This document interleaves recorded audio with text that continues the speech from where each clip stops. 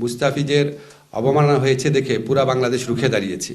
তো সেখানে আপনার বাংলাদেশ ক্রিকেট বোর্ডের একজন পরিচালক পুরা বাংলাদেশের সমস্ত ক্রিকেটারদেরকে মানে জন্য অপমানজনক যে মন্তব্য করেছেন, অপমানজনক যে মন্তব্য করেছেন, আমি একজন ক্রিকেট ফ্যান হিসেবে বলি, আমার কাছে খুবই দায়িত্বহীন মনে হয়েছে এটা। আমাদের এখন গ্লোবালি এই মেসেজ দেওয়া প্রয়োজন, আমরা সবাই ঐক্যবদ্ধ একটা জাতি। ক্রিকেট বোর্ড, ক্রিকেটার, ক্রিকেট আমোদি, আমরা সবাই ঐক্যবদ্ধ একটা জাতি। আমরা দেশের মর্যাদার প্রশ্নে ঐক্যবদ্ধ রয়েছি।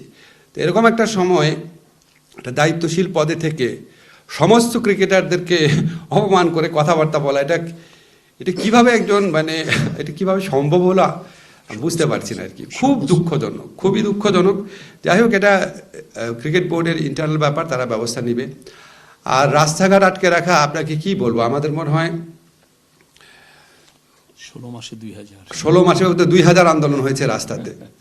এখন আপনার গণ অভ্যুত্থান বা বিপ্লবের পরবর্তী সময় মানুষের এক্সপেকটেশন অনেক বেড়ে যায়, কিন্তু এক্সপেকটেশন যেই মাত্রায় বাড়ে, সবার আবার দায়িত্ববোধ সেই মাত্রায় বাড়ে না। এখন যদি মনে করা হয়, ধরেন এই সরকার তো আপনার আমাদের সরকার, আমরা যা বলবো তাই শুনবে, এটা ঠিক আছে, কিন্তু আপনি একটা আন্দোলন করতে গিয়ে কত মানুষের যে কষ্ট হচ্ছে। আজকে একটা পত্রিকায় ছবি দিলাম, একটা ভাইয়ের পা নাই, উনি ক্র্যাচে ভর করে অনেক দূর পর্যন্ত আসছে।